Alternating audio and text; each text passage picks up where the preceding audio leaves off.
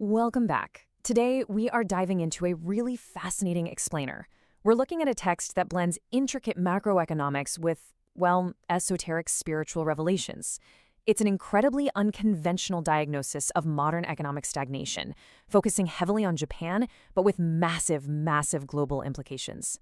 Basically, we are exploring a book that claims to offer economic salvation not from living scholars, but straight from the spiritual realm. The source material we're looking at today is a book called Economics of Future Creation. And the critique we are about to unpack? Well, it comes through what the author describes as a channeled spiritual message. The spirit delivering this message is none other than Nobel laureate and champion of free markets, Friedrich Hayek. The text presents a dialogue where Hayek's spirit diagnoses the ailments of the modern economy. We're going to unpack this impartially to understand exactly what this highly unique text is actually arguing. Okay, let's dive into this. Here is our roadmap for today. We'll cover 1. Warning from Hayek's spirit. 2. Big government and freedom's death. 3. The hubris of planned economies. 4. Spiritual truths regarding Keynes and Marx. 5. True cause of the subprime crisis. And finally, 6. Protect the value of freedom. Section 1. Warning from Hayek's spirit. Now, you might be wondering why listen to a spirit in the first place. Well, according to the source, Hayek's soul now possesses a much broader perspective than he did when he was actually alive. The book argues that just tinkering with minor policy adjustments, that's not going to save us. Instead, we have to examine the very foundation of modern politics and economics. This spiritual vantage point supposedly allows Hayek to see the long-term, devastating consequences of our current economic systems. Section 2. Big government and freedom's death. And this brilliantly illustrates the dangerous progression the text outlines. It starts with this idea of a utopian welfare state, a government promising it's going to take care of absolutely everyone. But here's the catch. To fund that, the state has to impose heavy taxation. The text argues that stripping away people's economic resources literally strips away their choices, leading directly to a loss of freedom. Ultimately, the book warns that this dependency paves a direct road to totalitarian oppression. The state becomes absolute, and the individual just becomes powerless. To really drive this point home, the text offers a pretty stark historical warning.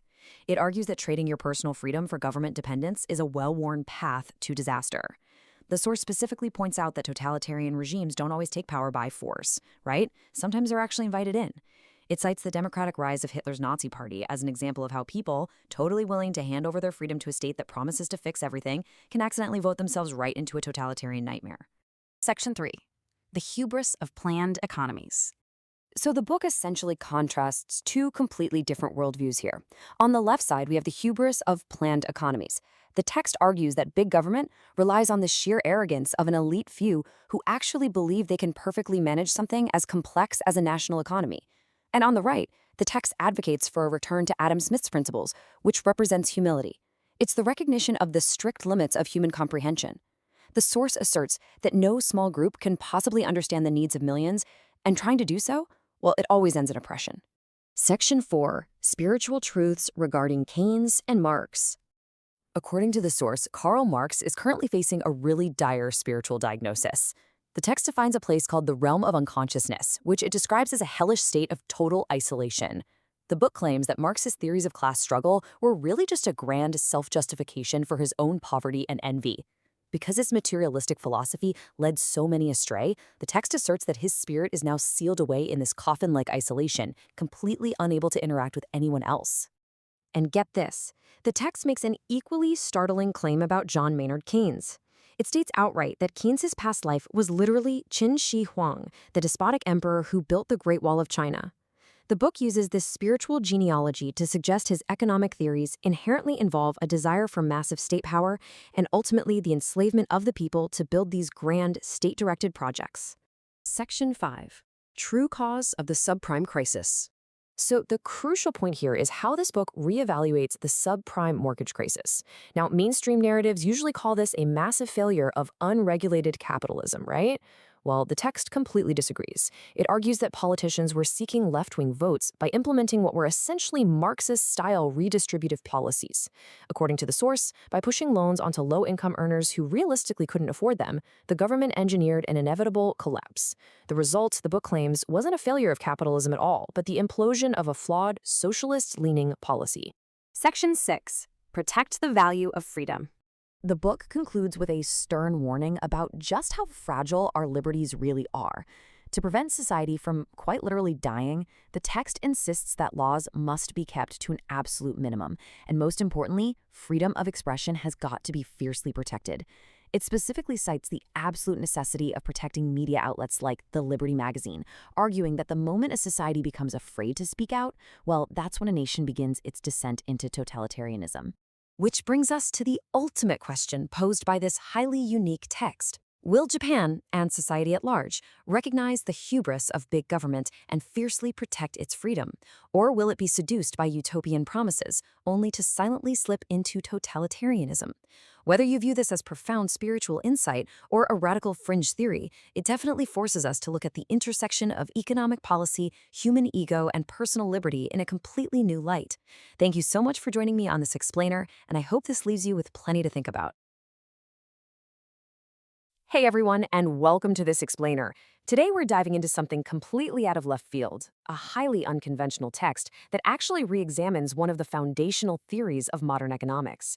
We're going to explore a unique publication that claims to shed light on exactly how John Maynard Keynes himself would view the massive fiscal policies being done in his name today.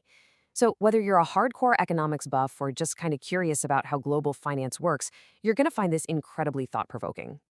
Okay, let's dive into this.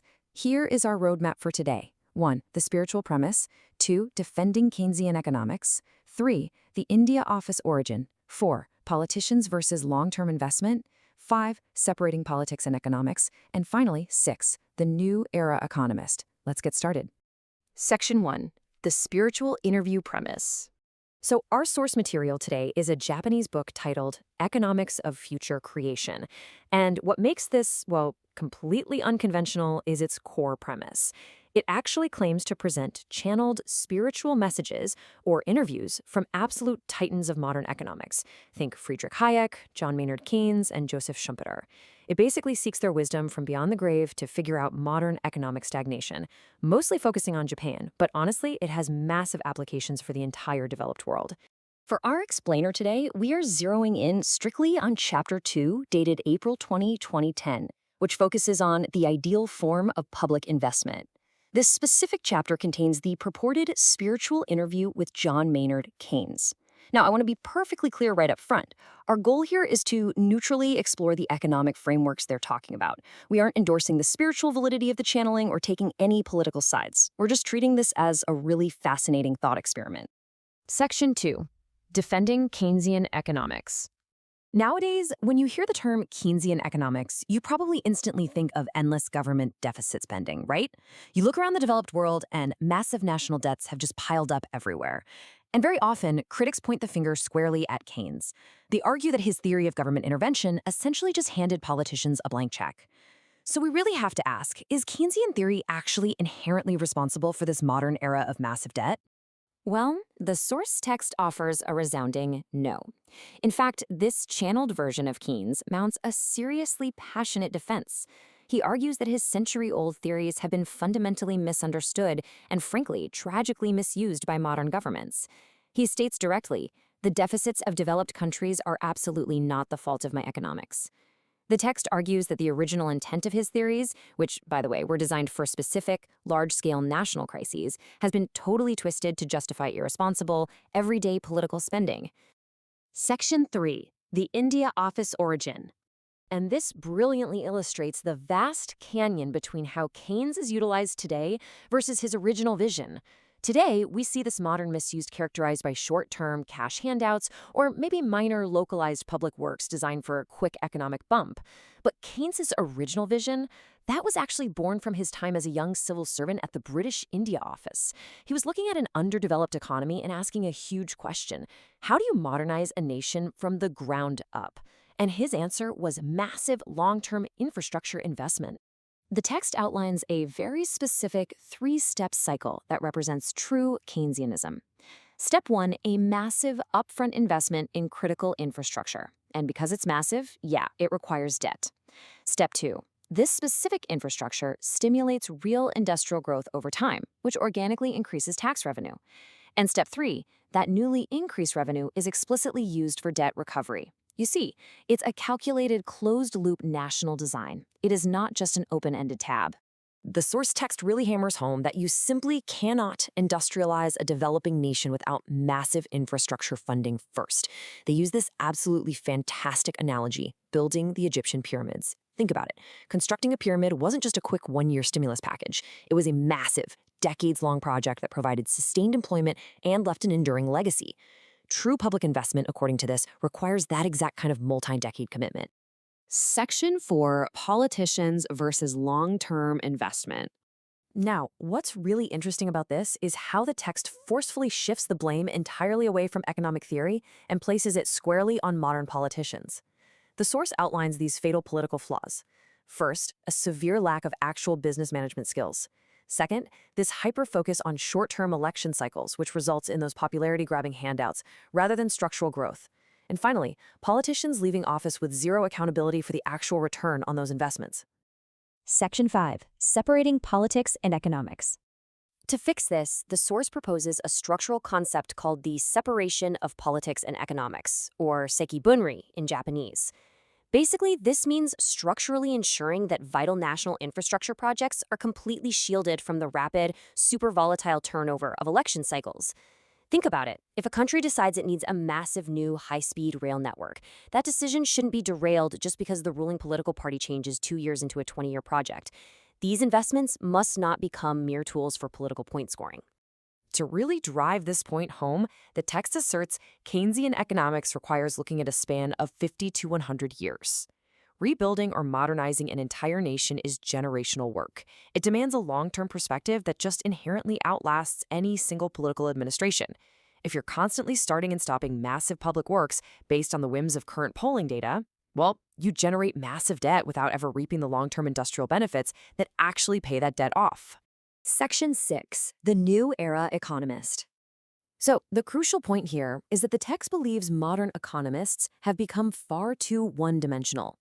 To be what they call a new era economist, you actually need 3 perfectly balanced traits. First, a mathematical brain for all that complex quantitative analysis. Second, an eye for business practice, meaning you understand human psychology. And third, both of those absolutely must be governed by strong ethics. To explain that eye for business practice, the text uses this really memorable metaphor about running a traditional Japanese Oden food cart. Imagine a purely academic economist running a hot stew stand. They might mathematically deduce, hey, I should sell Oden year-round. But when the blazing summer heat hits, they'd stubbornly stick to their spreadsheets and go bankrupt. A true business person adapts and starts selling shaved ice, right? The argument is that economists who know high-level math but lack real-world adaptable street smarts will ultimately design failing national policies. Furthermore, the source asserts that even if you have those brilliant math skills, and even if you have that sharp business acumen, it can all lead to total catastrophe if it's not grounded in strict, uncompromising ethics. A new era economist must actively reject unethical means of acquiring wealth. The text warns us that without a moral compass focusing on true value creation, the financial sector can easily just slide into producing clever mathematical traps that generate short-term profits for a few people, but eventually completely collapse the wider economy. So we've seen how this fascinating text defends Keynes by putting the blame on short-term political mismanagement.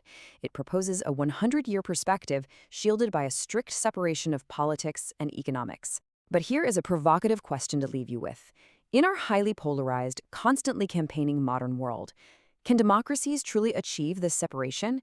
Can we actually put long-term national design ahead of short-term political survival? It's a profound question raised by a very unconventional source. Thank you so much for joining me on this explainer, and remember to keep questioning the structures around you. Hey everyone, welcome to The Explainer. I am absolutely thrilled to have you here today because we're looking at a source text that is, well, quite frankly, unlike anything we've covered before. We're exploring this fascinating intersection where classical economic theory meets some highly unexpected, spiritual, and genuinely futuristic concepts. Our source material today claims to channel the spiritual message of the legendary economist Joseph Schumpeter. It takes his early 20th century theories, brings them right into the modern day, and then pushes them literally all the way to the stars. It's a massive conceptual leap. So, whether you're an economics buff or just kind of curious about unorthodox futuristic visions, buckle in, because this is going to be an incredible ride. Okay, let's dive into this. How does a totally barren desert transform into a literal city of gold overnight? Right? Our source text uses this striking metaphor to set up its central argument. Think about the Middle East before the discovery of oil. The land was largely desert, considered basically barren, and totally devoid of any obvious economic value. But the second humanity discovered how to use oil and realized this massive energy source was sitting right underneath the sand, boom! The value of that land absolutely skyrocketed. The text argues that this is the absolute essence of true wealth creation. It's not about making slightly better versions of what we already have. It's about discovering massive value where absolutely none currently appears to exist. So here is our roadmap for today. 1. The essence of innovation. 2. Combining heterogeneous elements. 3. Politics and future industries. 4. Redefining true marketing. And 5. The ultimate space frontier. Let's get started. Section 1. The essence of innovation. Finding unseen value. To kick things off, our source anchors itself in the persona of Joseph Schumpeter. Just for a bit of historical context here, Schumpeter was a highly influential Austrian economist. We're talking about a guy who served as the Austrian Minister of Finance, a bank president, and eventually a professor at Harvard University. He is really famous for constructing this economic theory that the constant innovation of the entrepreneur is the true underlying driving force of all economic development. Basically, he's the ultimate champion of the creative destruction concept. But, and here's the twist, our source text takes Schumpeter's historical academic theories and filters them through a highly unique lens. Recorded on April 20, 2010, this chapter presents a spiritual message. It's essentially a channeled interview with the spirit of Schumpeter himself, seeking his continued elevated insights to solve modern problems. Think massive fiscal deficits and long-term economic stagnation. So it's this incredibly intriguing blend of classical macroeconomic theory and profound spiritual revelation. And that brings us to the core philosophy of this section. As the quote says, true new wealth is generated by foreseeing future needs and discovering things whose value is not yet recognized. To break through the contradictions of a stagnant economy and massive national debt, you can't just cut costs, you literally have to invent. True new wealth comes from providing the answers to the future. It's all about creating the things that humanity absolutely needs tomorrow but hasn't even recognized the value of today. If a nation can be the very first to develop these unseen industries, wealth is just naturally going to flow into it from all over the world. Moving right along to Section 2, combining heterogeneous elements, the catalyst for growth. So the crucial point is, how does this framework actually define innovation? Well, it's explicitly defined as the combination of heterogeneous elements. It is the act of taking completely different, seemingly unrelated things and mashing them together to create entirely new value. It's not about playing it safe and staying within one narrow lane, it's about boldly crossing boundaries. Now, what's super interesting is the specific anecdote the text uses to illustrate this point. The source presents a scenario where someone who has intensely studied mathematics suddenly shifts their entire focus to religion, and specifically financial management within a religious organization. Now, a conventional view might look at that and say, wow, what a chaotic career path. But the text argues no, this is exactly how you create a new type of human, a genuinely creative entrepreneur. It's like hydrogen and oxygen, right? Two completely different elements, but when they combine, they create water. Combining vastly different fields like math and religion creates a powerful, totally unprecedented creative spark. Building on that, the text lists some truly fascinating and honestly pretty esoteric claims about what really makes a disruptive entrepreneur. Yes, for sure, they need diverse experiences and the willingness to cross long intellectual distances. But the text's spiritual framework goes way deeper. It actually claims that many individuals who build massive enterprises in a single generation are often the reincarnated souls of Sengoku warlords, the fierce military commanders of feudal Japan. Talk about a unique resume builder, right? It suggests that a profound, almost ancient drive for nation building is what truly fuels groundbreaking innovation today. Which brings us to Section 3, Politics and Future Industries, Nurturing the Seeds. Even the greatest innovators need an environment that nurtures their ideas, rather than suffocating them. And here, the text delivers a really sharp critique of modern politics. It argues that politicians are fundamentally flawed by this habit of chasing short-term trends, basically throwing money only at whatever is currently popular just to win the next election. The source insists that true economic revival requires the exact opposite, a long-term vision. Politicians absolutely must cultivate and protect future industries, even when those industries aren't currently profitable, because those are the genuine foundations of tomorrow's wealth. But the text also offers a beautifully optimistic assertion right here. It insists that the buds, or the seeds of these future industries, are actually already here. They're just sleeping all around us.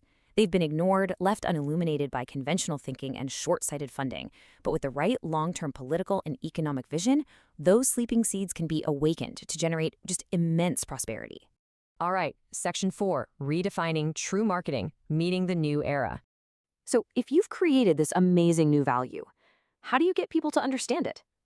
Well, forget everything you know about aggressive sales tactics. Here, the source channels both Schumpeter and the management guru Peter Drucker to fundamentally redefine the very concept of marketing. It defines true marketing as discovering and providing exactly what the times demand. The philosophy here is brilliant in its simplicity. If you build a system that automatically provides what people fundamentally need, the product literally sells itself. Traditional selling, pushing a product onto someone, becomes completely unnecessary because you're answering a profound societal demand.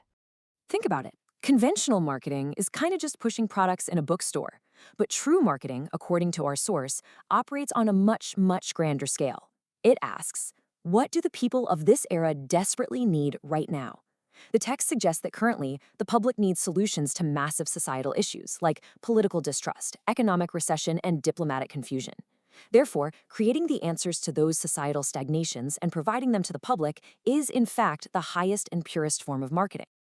Let's move to our final section and see how this builds. Section 5, the ultimate space frontier, cosmic commerce. Okay, this is where it gets really wild. We're expanding Schumpeter's theory to the most radical frontier imaginable. The text asks, next, trade with extraterrestrials will also occur. When space aliens come to sell things, what will we sell? Now, the text treats this not as science fiction, but as an absolute, inevitable economic reality. The ultimate frontier of economic development, the ultimate application of foreseeing future needs, is preparing for intergalactic trade. And no, it doesn't just drop that idea and run. The source actually breaks down a highly specific methodology for engaging in this space trade. Step 1, we must foresee what extraterrestrials will actually need from Earth. Step 2, and this is where that esoteric spiritual framework really shines, the text claims that there are many, quote, former space aliens currently living as reincarnated humans right now on Earth. The advice, go ask them what they would want to buy. And step 3, use that intel to cultivate those exact cosmic industries today so Earth is ready to be a total economic powerhouse when formal trade begins.